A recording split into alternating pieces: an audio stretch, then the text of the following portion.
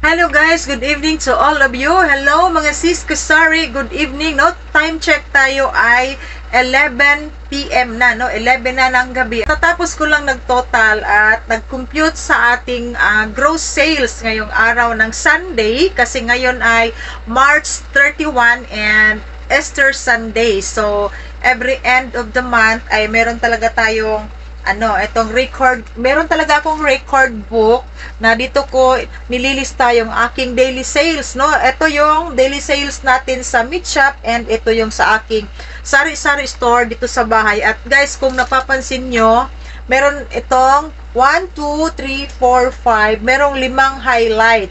So, itong 5 highlight na ito ay ito yung 5 Fridays, no? Ngayong buwan ng March ay meron tayong 5 Friday at sa 5 Friday na yan ay kami ay close kasi simula nung Ash Wednesday hanggang natapos ang Lenten season ay every Friday close talaga kami guys, no? Kasi yun nasasabi ko na sa aking previous vlog na nagko-close kami kasi kami ay hindi kumakain ng karning baboy dahil nagpapabadlis tayo and then nagtitinda kami ng karne, parang nakonsensya kami ni Mr. So, yun ang napag-usapan namin na mag-close na lang kami every Friday at ngayon lang ito nang ginagawa namin na mag-close kami every Friday kasi dati ay close kami sa Biyernes Santo lang. Pero ngayon ay nag-close talaga kami every Fridays of Lent. So, ako'y nag-alala dahil 31 days ang buwan ng March and then 26 days lang kaming nagtitinda at open ang aking meat shop. So,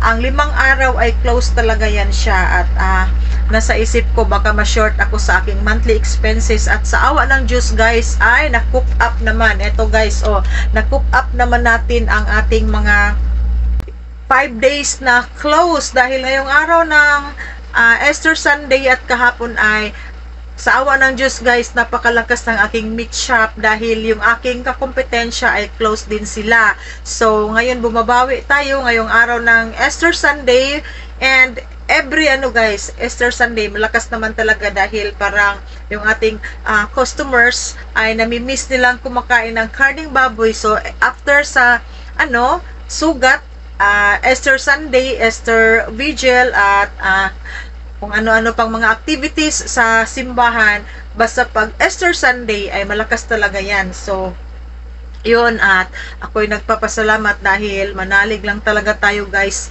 sa ating Panginoon at nag-uumapaw na blessings ang kanyang ibibigay sa atin. So, yun lang guys ang aking gustong i-share sa inyo, no? Ang aking daily sales ngayon ay parang sumobra siya ng na 2 times ang aking daily sales ngayon. So, ako itong tuwa kasi naka-cook up naman sa ilang araw na nag-close kami. So, ngayon ay babalik na kami sa normal. Mag-open na kami all the day except lang kung meron kaming importanteng pupuntahan at yung aking dalawang sales lady naman ay sila lang ang pagpipiliin ko kung gusto nilang mag-rest day ay pwede. Pag hindi nila gustong mag-rest day ay mag-duty sila sa akin. So, yan lang. Back to normal na tayo dahil tapos na ang Kwaresma. So, ako guys ay naglilista talaga. So, meron tayong record book dahil sinasabihan talaga ako ni Mr. na i-record yung aming daily sales dito sa aking sari-sari store dito sa aming bahay at sa meat shop dahil si Mr. ay isang marketing graduate. So, tinuturuan niya ako talaga, ilista talaga yung mga namin income and sa aming monthly expenses. Napaka-busy namin. Kahit Sunday ay meron kaming mga pick up na dressed chicken kanina dahil yung aming supplier ay walang delivery dahil Sunday nga and wala silang rider. So, nag-pick up kami kanina ni Mr. ng dressed chicken, no? 15 kilos yung aking chicken wings, 10 kilos yung aking drumstick, and worth 3,000 ang aking whole chicken. Pagdagdag ko lang dahil meron pa akong whole chicken na frozen sa aking freezer. So, nagdagdag tayo para hindi tayo maubusan. And then, yung aking napakaraming pork carcass ay medyo nabawasan talaga and nakapagdagdag pa tayo ng mga pork belly lang. Nag-deliver si Chubbs sa akin kahapon ng 30 kilos na pork belly. Pork belly lang ang in-order ko kasi marami pa akong pork pierna, no? Nasa ano pa siya, nasa isang box pa siya kanina at maaga naming indilabas sa aming freezer para pag alas 3 ng hapon na malambot na siya at madali lang siyang i-slice.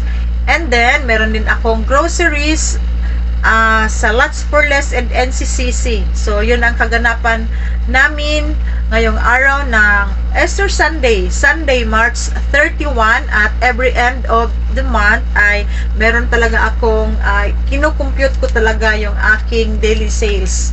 And dito natin makikita kung at may compare, no, compared sa mga nakaraang buwan kung magkano ang sales natin. So sa 5 days guys, ito guys, sa 5 days na close ako, kaunti lang ang diferensya niya. Parang humahabol pa siya sa mga sales and gross sales ko, daily sales and gross sales ko sa mga nakaraang buwan. Ito.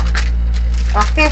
Ito lang ang aking isi-share, and keep on watching guys, no? Marami tayong kaganapan ngayong araw ng Sundays. Thank you so much guys, and keep on watching. Bye-bye.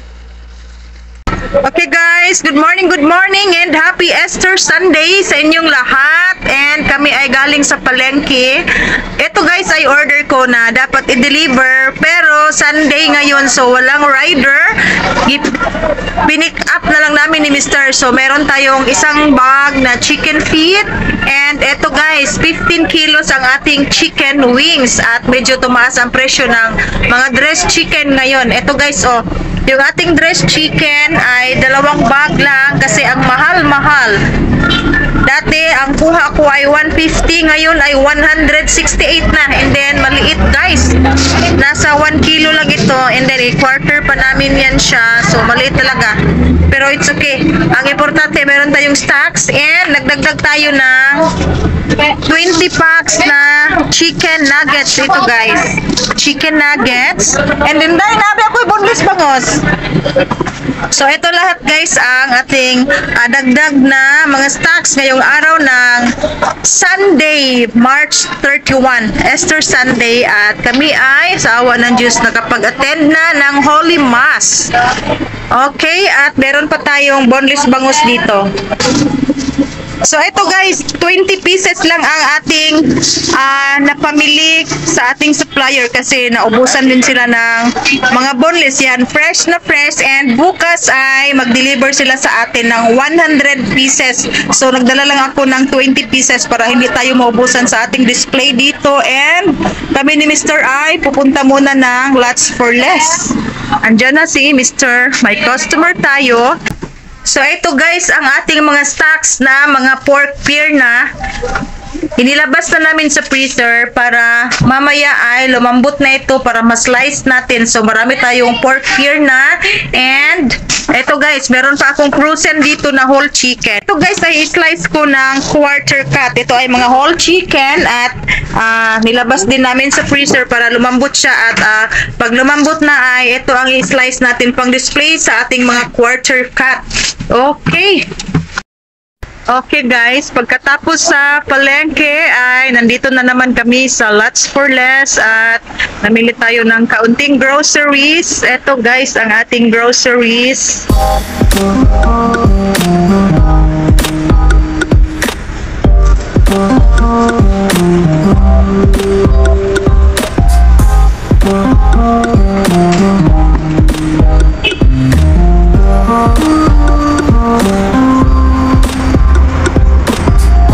Last.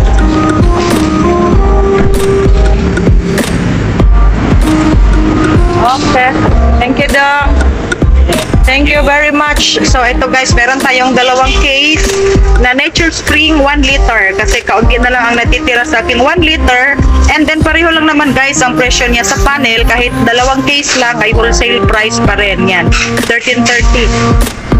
Kasi sa ibang supermarket ay 15.40 yan siya. So dito 2 case lang, so at least nakatipid tayo. Kasi pag sa panel ay kailangan mag-purchase ako ng for 3,005 para maka-avail ng wholesale price. Okay.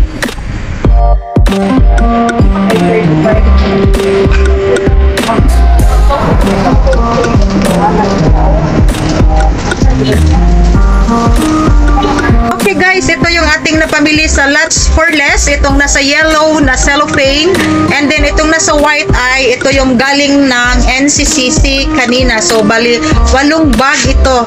And then, meron tayong 2 case na 1 liter na Nature Spring. Tapos, ito guys, dinamihan natin ang ating Fuji bar kasi may mag-wholesale din dito. So, meron akong 5 pack na Fuji bar and meron din tayong Vita and etong mga soda crackers na Ribisco and Skyflakes. And then, yan, may naghanap sa akin nung isang araw ng Colgate na green. So, nagkuha tayo ng 1 dosena.